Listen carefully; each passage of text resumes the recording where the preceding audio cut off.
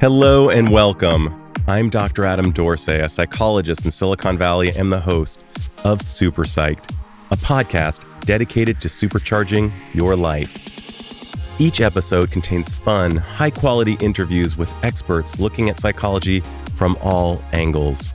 Super Psyched is your tool to get more of what you want in your life and less of what you don't.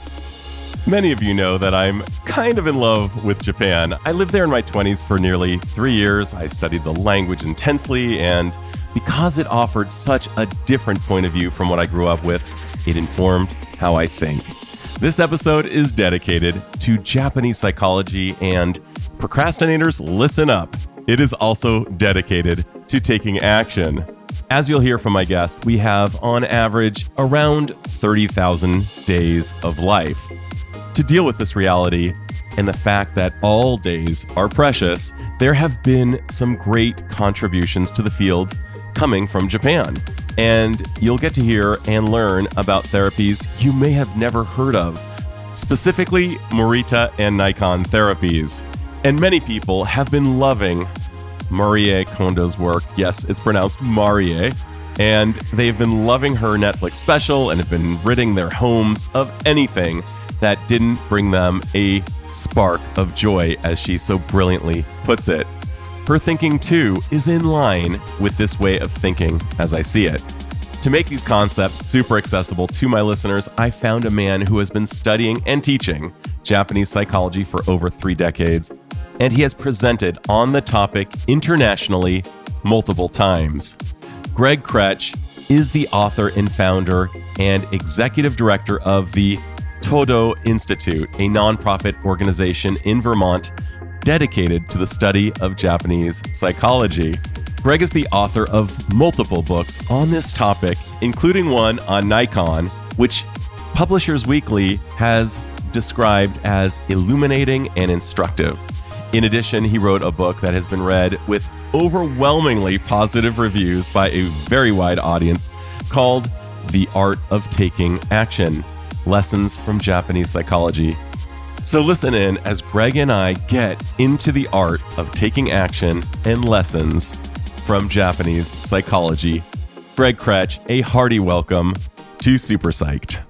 Thank you, Adam. It's nice to be with you today. Right on. I'm so excited to talk about one of the things I care about most deeply, and one of the things that actually led me to live in Japan for nearly 3 years, and that is Japanese psychology in general. I remember getting off the airplane, and perhaps you had a similar experience, and I'll need to hear your origin story, but I remember getting off the airplane basically informed by my love of sushi, thinking, oh, great, the country of sushi, fantastic, and the best food in the world. Except there was so much more. Mm-hmm. It was as if I had left a dimension known to me in the West. I'd been to various Western countries, and I saw something entirely new. Almost felt as though I was tripping. It was so different and so fascinating that I immediately knew this was my next thing. Like, I needed to learn the language. I needed to learn about the culture. I needed to live there and see what was Western culture, what was Eastern culture, what was just human in general, but perhaps hiding behind kind of an exterior that just appeared to be different. And I'm wondering if you could just, before we even get started, let's hear about your Japan origin story. Well, I had been to Japan a few different times before I actually even discovered anything about Japanese psychology. And I had been there on what I would kind of consider at this point spiritual experimental visits, because I was studying Buddhism at the time with several Buddhist teachers. And so I was really going to Japan to kind of experience Buddhism in Japan. So one of my favorite trips was really just going to these different mountains and kind of climbing these mountains. They weren't mountains like Mount Everest or anything. They were mountains that you could just walk up on a path, but they were spiritual pilgrimages for me. And so my experience there was really just discovering kind of where Buddhism had come from, given that it was so new in the United States and that it had been existing for thousands of years in Japan. And so that was really an eye-opening experience, kind of seeing the temples. And I remember actually on Mount Hiei near Kyoto, you may be familiar with that, basically hiking up this path, and there's these people called the Marathon Monks of Mount Hiei who run forever. Are you familiar with that? No. They're these monks, and part of their spiritual training is to run around the mountain. And there's another guy who is behind them, like with a stick that kind of keeps them moving. And I just kind of happened to cross paths with one of them when I was walking up the mountain that day. But it really made so much of the ideas and stories about Buddhism that I had been studying, real, to actually be there and see kind of Buddhism, which had aged, so to speak, for so many centuries. And the richness that accompanies that age and the depth. I've heard many people from the West describe their own felt experience with Japan, and I tend to agree with virtually all of them. Just how absolutely fascinating. Like I can say without any question, every day I lived there, I learned something new, generally multiple new things. And it was always fascinating. So I'm so glad to geek out with you to the topic of Japanese psychology. One of the things that you actually note is the notion of 30,000 days, that we've got these 30,000 days. And I'm wondering if you talk about 30,000 days as well as the name of the Todo Institute, how that came about. Okay. I'll tell the Todo Institute explanation first. So the name of our organization is the Todo Institute. We're an education and retreat center here in Vermont.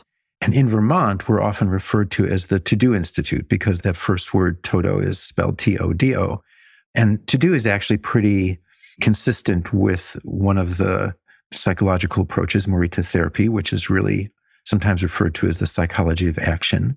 So it's a pretty good fit. But the real name is the Todo Institute, and Todo means in English something like Eastern Way. So it's like the To in Tokyo, and then the Do in like Judo or Kendo, which is the way. But Todo is also a Spanish word, which means all or everything. So a word actually has a meaning in 3 different languages. In terms of 30,000 days, this first came up. I'm trying to remember if I can take it back to a particular year, but I think it was right around the period of maybe the World Trade Center 9/11 situation. And we were changing the name of the quarterly publication that we did. And we had asked people for suggestions, and we have a membership. We'd asked our members, do you have any suggestions? And there was nothing that really struck me. And I was reading a book actually by an art professor at the Art Institute. And it's a wonderful book called How to Use Your Eyes. Really wonderful book about detail and paying attention, and written by an art professor. And in that book, he has a chapter in which he talks about planning to go out on the lawn and just look at grass for a few hours, just look at grass.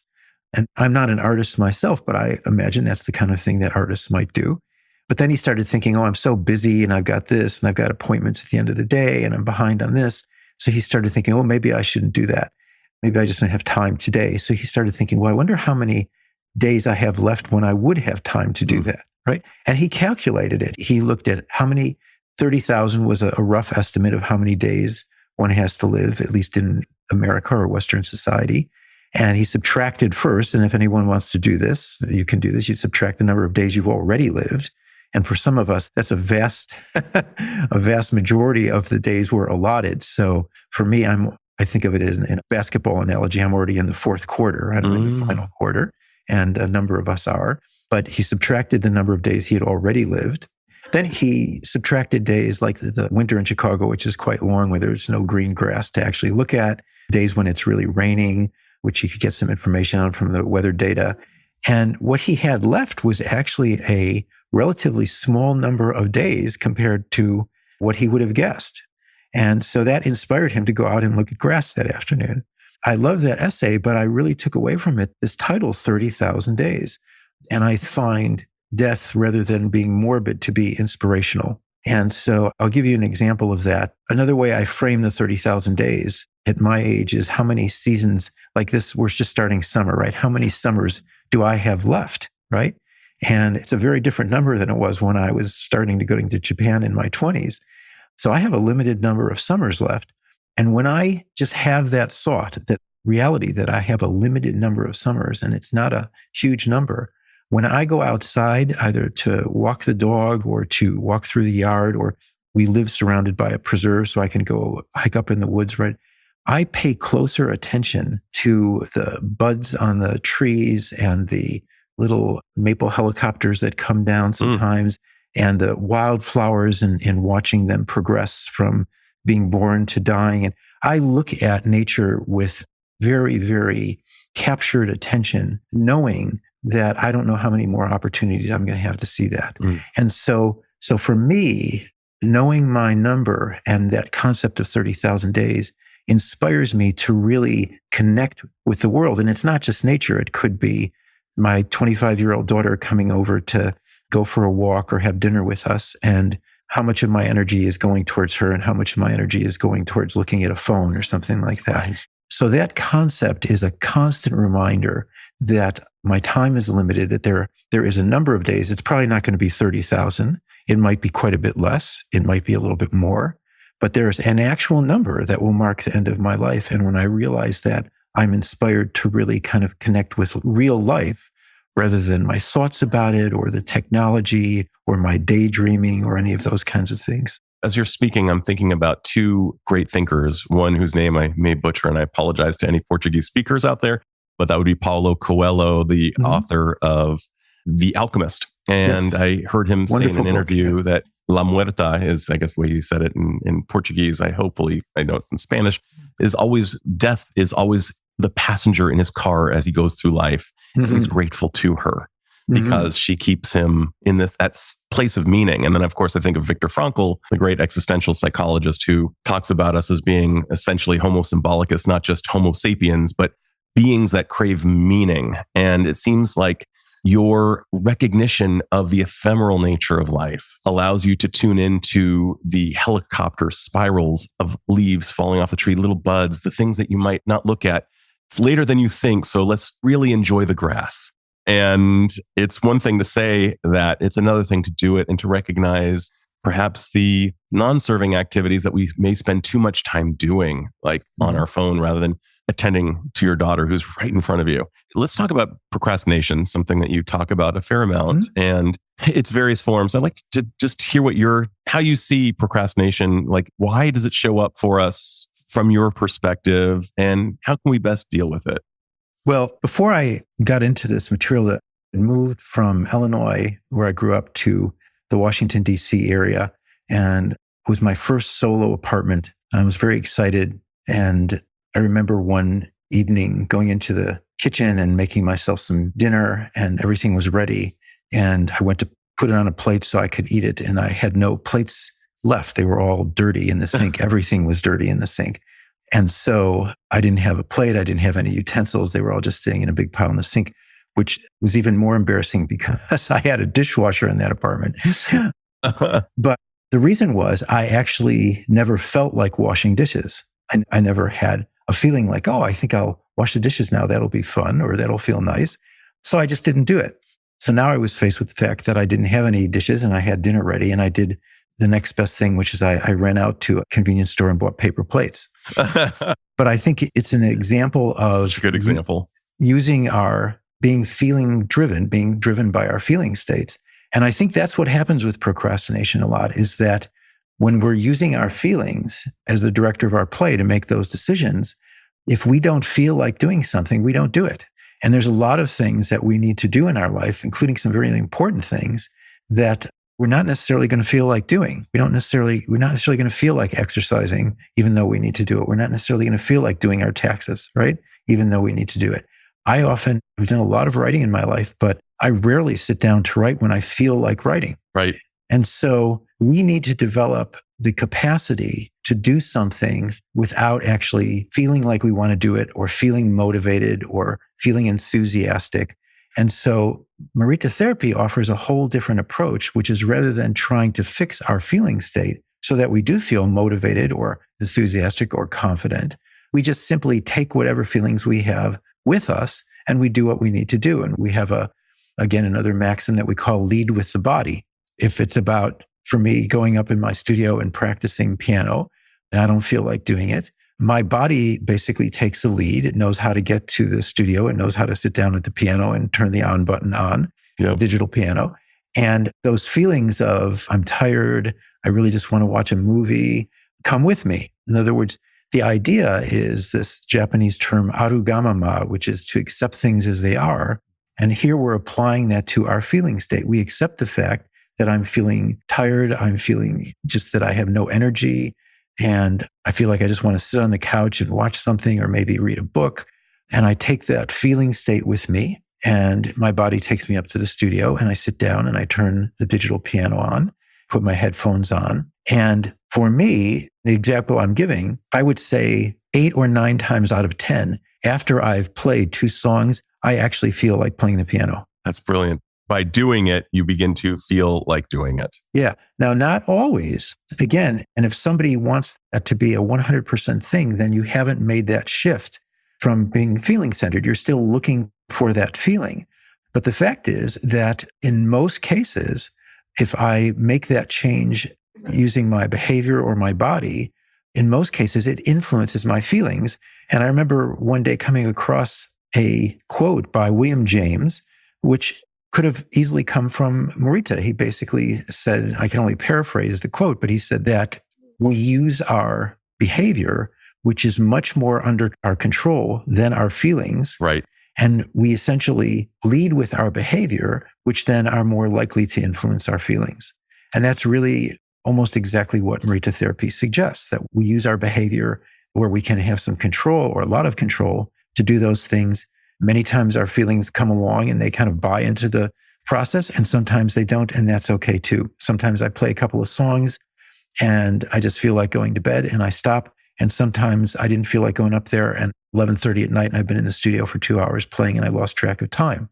So the idea is, from a procrastination standpoint, is that we need to develop the capacity to be able to do things without feeling like we want to do them. It's really very simple to talk about. It's very hard to actually develop that capacity. And I see it as a skill.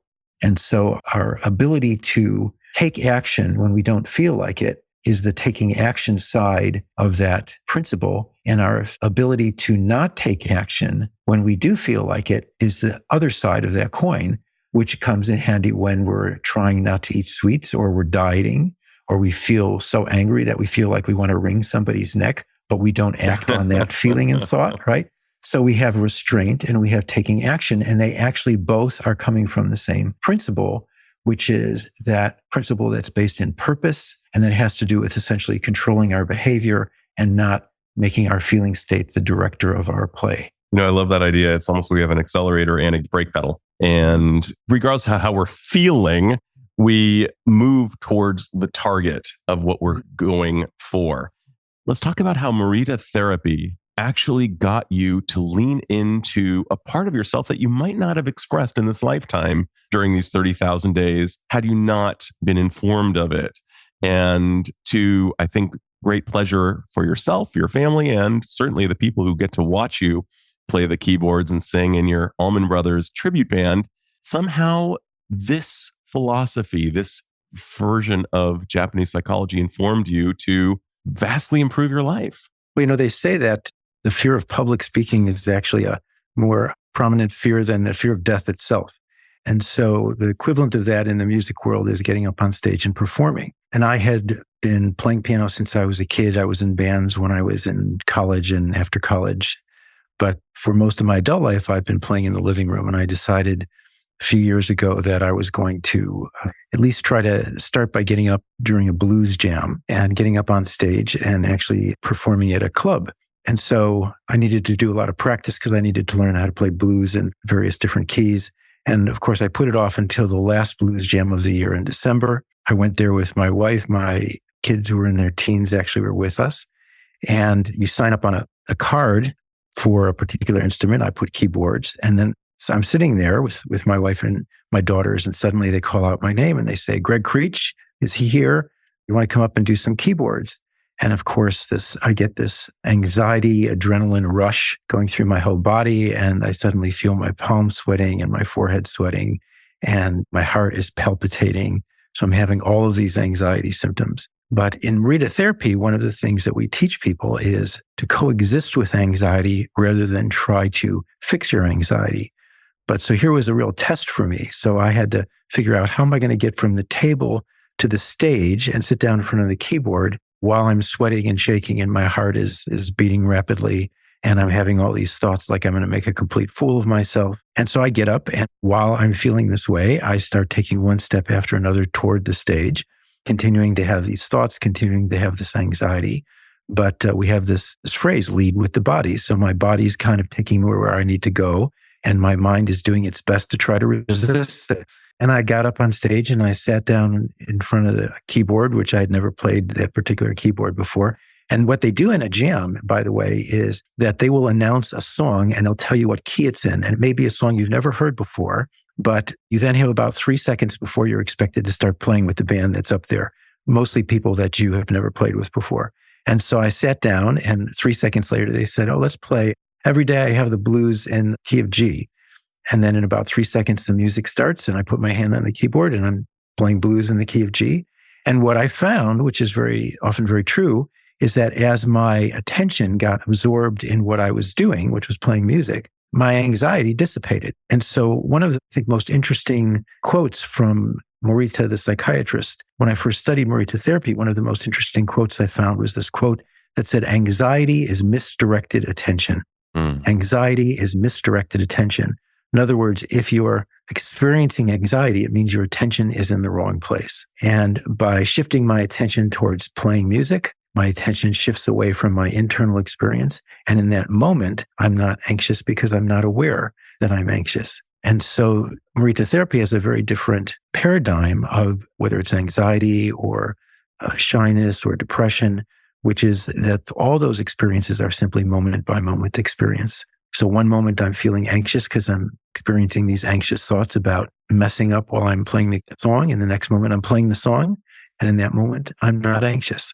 So this work really got me up on stage for the first time in decades. And from there, I went on to play in bands. And now I'm playing keyboards in an Allman Brothers tribute band, which is a wonderful group of musicians. And we'll play before hundreds and sometimes thousands of people. And I still feel anxious. I still have the experience of anxiety before a performance, but I know that I can cope with my anxiety and just kind of bring it along. And I know that once we start playing, that I'll get focused on the music, and then the anxiety just kind of fades into the background.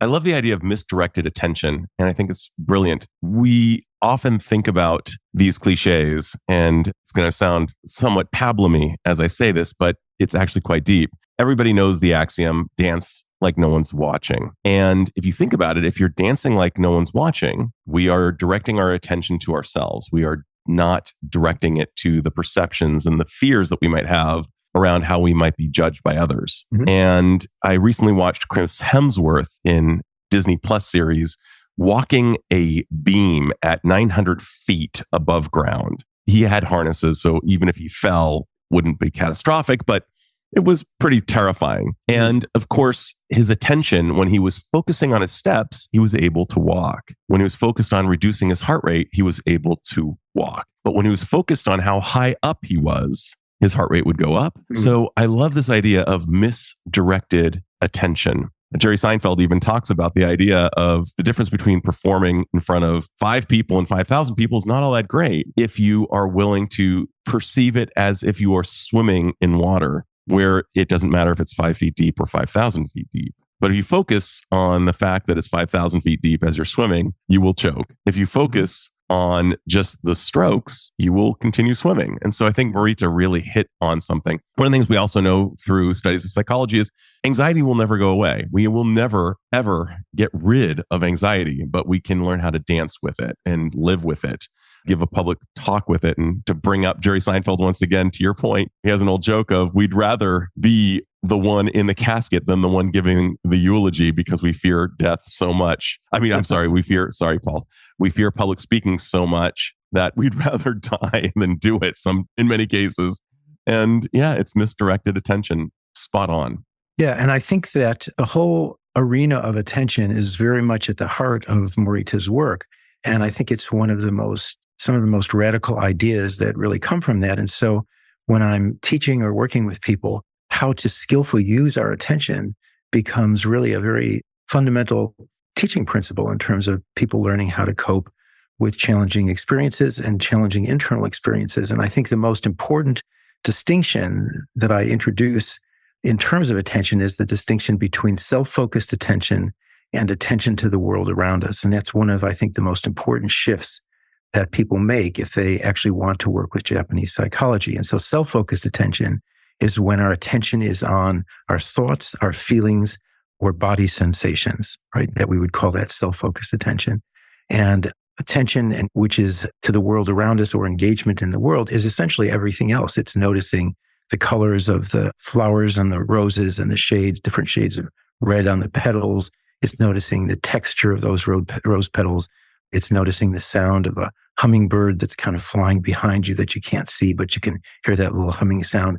So when we're using our sensory experience to connect with the world, then that's this outward focused attention. And several decades ago, kind of before the internet, I did spend a couple of days at Middlebury College Library researching self-focused attention to see what research had been done in the West that might either confirm or essentially disagree with the Japanese view of this, at least the Morita therapy view of this. And there wasn't a lot, but there was actually enough.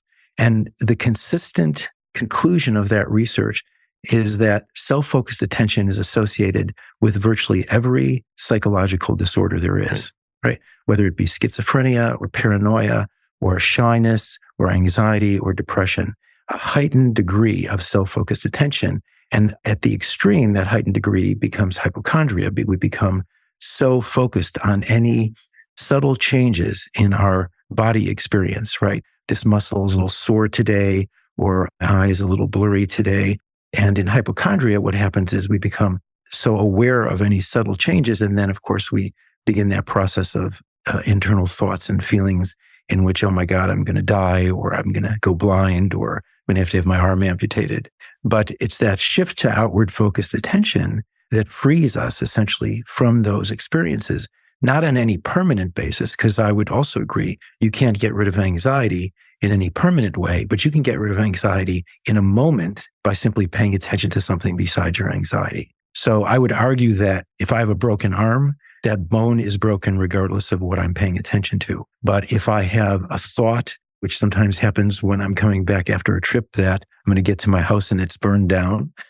And if I have that thought and I pay attention to the road that I'm on, or little kids playing ball next to the road, in that moment, I'm not anxious. And my anxiety is cured, not cured in any permanent way, but cured in that particular moment of time. Yeah, I think it's brilliant. And I think that what is really being called for is balance, that yin yang. I mean, if we are overly self-focused, we become ruminative. We can't escape almost a narcissistic pull, a self-absorption that is associated with anxiety and depression and a host of other pathologies that we don't want. And yet, if we have a sore throat, we need to notice that. Or if we need to go pee, maybe a good idea to notice that. And if we have an emotion because we are possibly about to be somehow duped, it's important to notice that intuitive thing. So I'm guessing that Morita would never say, lose yourself entirely, but he would probably say something to the effect of, there are times when we can repurpose that,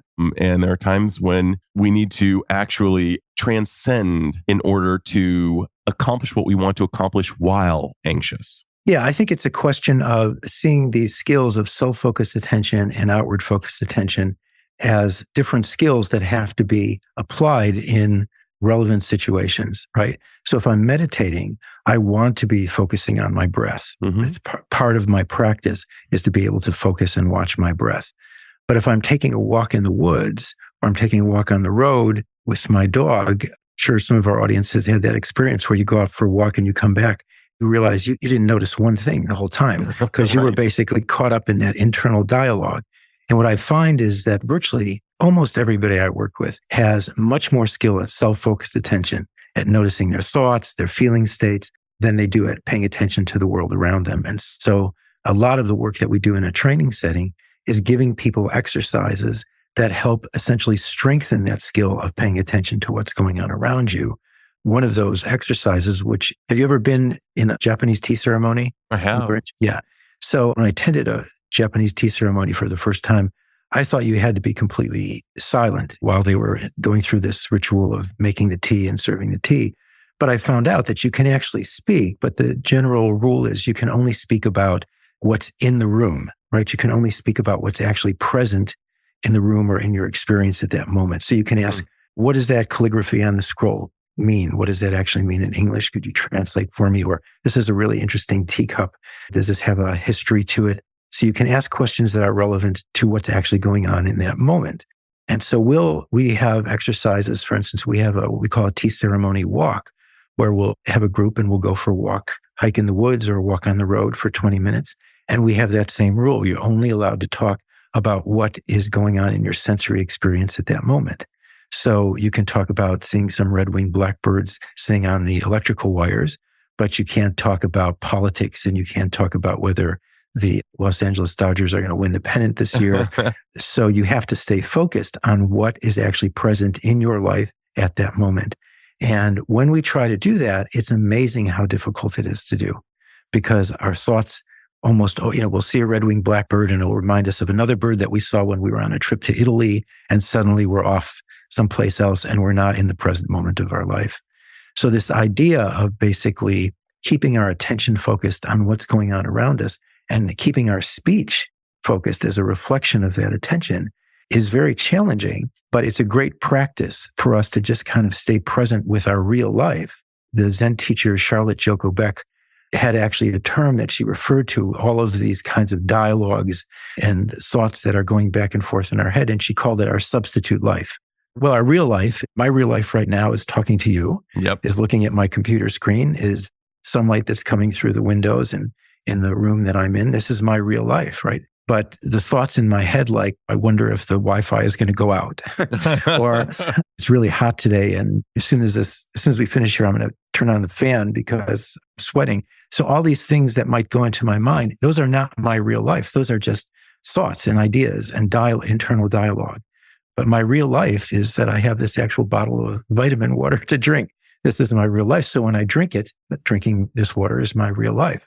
And I think this idea, and we like to characterize it as moving from thinking to experiencing, right? So you move from getting caught up in your thinking to actually trying to get caught up in the experience of life itself. I think that's brilliant. And one of the best definitions I've ever heard of mindfulness is being aware of what's going on while it's going on. And this idea of talking about what's in the room during tea ceremony is so brilliant. Think about sometimes when I'm having a delicious meal and somebody starts talking about something that is actually unpleasant. It definitely takes me out of the meal. And I think it's incumbent upon us to find ways to kind of, I think there was a Sufi poet who said something, either lose your mind and come to your senses, or free your mind and come to your senses. And just to allow yourself a moment of just really being in a thing fully. And I think, but we're afraid of it because there is something profoundly intimate, either with that thing, with ourselves, and with the other. And there's an old tale I heard from a meditation teacher about I'm going to say like an 18th century nun. And she was enjoying, as the story goes, partridge. And she was enjoying it so much that one of her colleagues said, "Shouldn't you be reserving that for our Lord and Savior?" And she said, "I give plenty to our Lord and Savior, but when I'm with partridge, I'm with partridge." and I think that's a great story. It is a great I think there's story. Something about really being with a thing when we're with it. And I think that many of us are actually terrified of the intimacy. I think that is part of it. Kind of going back to this idea of just really, really allowing yourself to do a thing. If I was to ask a very experienced baseball player, to go back to your Dodgers idea, to think about swinging a bat while he's swinging a bat, he would not probably connect as well as he would if he was not thinking about it and just doing it. We all kind of know that intuitively. And there's this study that kind of relates to this as well that was conveyed to me by a colleague. Apparently, two groups of people were singing karaoke. I can't say karaoke, especially to you, but karaoke is how it's pronounced, folks. I don't know how we got karaoke out of those letters, but they were asked to do this. And one group was told to say to the audience beforehand, "I'm nervous," as they felt the butterflies in the stomach. And they performed. The second group was asked to feel the butterflies in their stomach, but to say, "I'm so excited." And each of these singers was rated. And the group who decided that their butterflies meant that they were excited, they got subjectively better reviews from the audience. And from that, I think we can infer, at least in part, that we do better when we interpret the data as something that will assist us in our performance. And I think that's kind of what you're speaking to as well, at least a next door neighbor or a cousin of what you're speaking to. And I just think this is fantastic. We all are going to experience butterflies. We're all going to experience anxiety. How can we purpose it so that it will serve us, so that we can perform with it? Yeah. And I think it's an interesting way to look at anxiety is that it's energy. It's a type of energy. And so how we direct that energy has a lot to do with our experience and also with our success or failure in a situation. So if I have anxiety and I'm on stage and I basically direct my attention inward so that I'm focusing on the anxiety and the internal dialogue goes something like, why am I so anxious? And then the next round is, how come I'm so anxious? All these other musicians don't seem to be anxious. And then the next round is, why am I the kind of person who's so concerned about what other people are doing instead of just like trying to focus on myself? And it just keeps going. And there's Morita therapy, they use a term called toroware, which has to do with this cycle of just getting more and more drawn into your internal dialogue. And when we do that, we're directing our attention inward. And the chances of my actually being able to play well in terms of music or to do anything well in terms of what I'm here to do go down as I do that. As my attention focuses inside, it's not focusing on my playing, right? But if we take that attention, that anxiety, and we see it as attentional energy and we move it out into the world. So I use that anxiety before getting on stage to practice. I have a concert tomorrow. And so I practice for 3 hours the night before. And I practice in part because I feel so anxious about the concert. So now I'm taking a constructive response, and I'm using that anxiety energy to actually fuel my practice, which in fact can help me play better, right? For sure. Or even in the middle of a concert, using that as energy for playing, putting my energy into the playing or into the singing instead of putting it into my internal dialogue. So one of the interesting things about anxiety, and one of the reasons that I always suggest we shouldn't try to get rid of anxiety, is that it's much more important to learn how to use that energy in a way that actually works for us rather than against us. I love that. Well, this has been so much fun, Gregg. I have a final question for you, and you are going to answer my magical question, and that is this. If you had the powers to confer upon all humanity one skill or insight that would dramatically change the lives of the individual and perhaps even by ripple effects, society at large, what would that skill or insight be? And how do you imagine it would affect the individual as well as perhaps society at large? The skill that I would magically confer upon the global population of this world is the ability to put oneself in another person's shoes. And that really takes us to the other side of Japanese psychology, to the Naikan side, which we won't be able to talk about today. But that ability to essentially be in the world and realize that I'm not the center of the world. There's not just all these other people. There's your cat, and there's the planet, and there's trees, and there's water. And the world is just full of other sentient beings. And to be able to go through and see, to experience, I wonder what it's like to be in Adam's situation today, or I wonder what it's like to be in my wife's situation today, or I wonder what it's like to be in the situation of the person who has to make the decision about whether to cancel a 10,000 person concert because there's a 70% chance of rain, or to put ourselves in the shoes of someone who's trying to have a sandwich in the middle of Ukraine right now, not knowing if a missile is going to hit any minute. And I think if we could all do that, if we could all do it in a somewhat successful way, the degree of compassion and kindness and love in the world would just expand exponentially. And I think we would find that our experience of living in this world would be very different. What a beautifully phrased description of what could be just called empathy. It's as if you redefined it in that moment. And I love the way you said it. And Gregg, this has been so much fun getting to geek out with you. And I knew it would be fun. I was telling my wife last night how much I was enjoying getting to know you and your work. And I'm so glad my listeners get to benefit from your wisdom. Well, it's been a pleasure talking to you. And most of the time I wasn't even aware that we're doing a podcast. I'm just sitting here after detailing this conversation. And I think we both have this kind of background, you having lived in Japan and my having done a lot of my training and a Buddhist practice in Japan. So it's kind of a common ground. But as I mentioned to you, kind of when we were in warm-up mode yesterday, I love the array of themes and people that you have on your podcast, and that it's not just talking about mental health, it's talking about life. And we see ourselves as holistic beings, not just as psychological beings. And so I really love what you're doing. I feel honored to be part of it. And I hope that you continue to have many opportunities to do this for years to come. Kokoro kara arigatou gozaimasu. Thank you so much from the bottom of my heart. This has been great. This is Dr. Adam Dorsey thanking you for listening to Super Psych. If you know anyone who might like it or who might benefit from listening, share it. And if you like the episode, please hit subscribe.